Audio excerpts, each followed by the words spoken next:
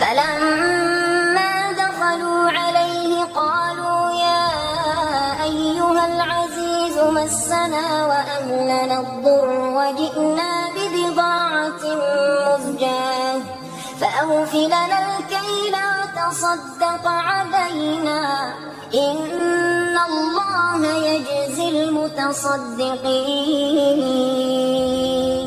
هل علمتم ما فعلتم بيوسف وأخيه إذا أنتم جاهلون؟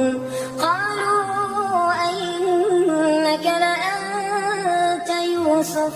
قال أنا يوسف وهذا أخي قد من الله علينا إنه من يتق ويصبر فإن الله لا يضيع أجر المحسنين. قالوا تالله لقد آثرك الله علينا وإن كنا لخاطئين. قال لا تثريب عليكم اليوم يغفر الله لكم وهو أرحم الراحمين.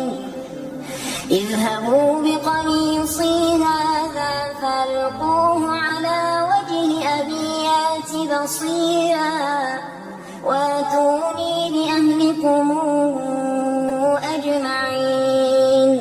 ولما فصلت العير قال أبوهم إني لأجد ريح يوسف لولا أن تفندون.